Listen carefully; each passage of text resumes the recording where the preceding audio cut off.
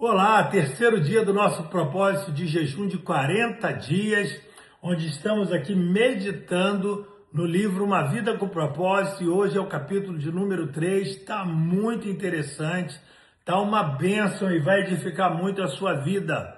O tema do capítulo 3 do livro é o que dirige a sua vida. Eclesiastes 4:4 diz: percebi que o que faz homens correrem atrás do sucesso é a inveja.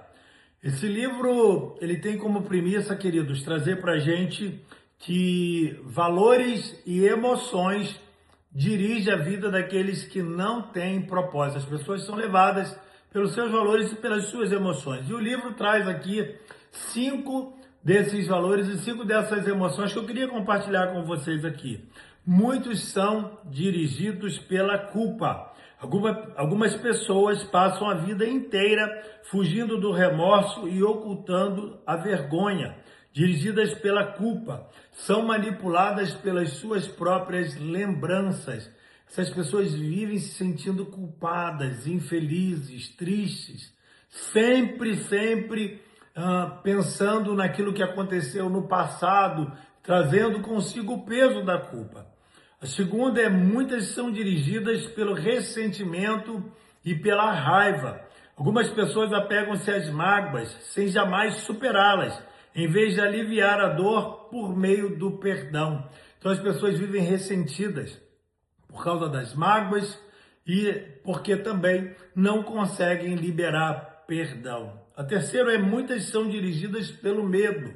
Pessoas sem propósitos, elas são dirigidas pelo medo. Seus temores provavelmente resultam de experiências traumáticas e de experiências fantasiosas, do crescimento num lar extremamente severo ou mesmo de predisposição genética.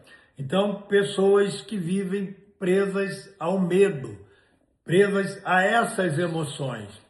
O outro é: muitas pessoas são dirigidas, são guiadas pelo materialismo. O desejo de adquirir é o único objetivo na vida de algumas pessoas. O impulso de sempre querer mais se baseia na concepção equivocada de que possuir mais me tornará mais feliz, mais importante e mais protegido. Contudo, são 3 expectativas falsas. E a quinta e última é: muitos são guiados, muitos são dirigidos pela necessidade de aprovação. Você conhece alguma pessoa que tem uma necessidade de aprovação, de ser aprovada por todo mundo? Algumas pessoas permitem que expectativas alheias de pais, cônjuges, filhos, professores ou amigos controlem sua vida. Muitos adultos ainda tentam ganhar a aprovação de pais que nunca estão satisfeitos. Outros são dirigidos pela pressão social do grupo a que pertencem, sempre preocupados com o que os outros podem pensar. Infelizmente, os que seguem a multidão quase sempre acabam perdidos nela. Então está aqui 5 valores e 5 emoções que as pessoas sem propósito andam nessa direção. Mas nesse capítulo também nós encontramos as vantagens de uma vida dirigida pelos propósitos. Então nós também temos agora 5 grandes vantagens em se viver uma vida com propósitos. A primeira grande vantagem é conhecer o propósito de Deus, faz com que a sua vida tenha sentido. Quando você conhece o propósito que Deus tem para a sua vida, para você aqui nessa terra, então a sua vida passa a ter sentido.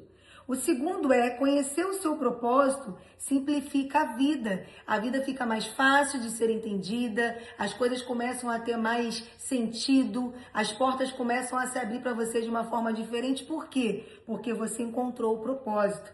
O terceiro é: conhecer o seu propósito ajuda a estabelecer prioridades. Estabelecer prioridades é fazer você deixar de perder tempo com aquilo que não tem a ver com o seu propósito.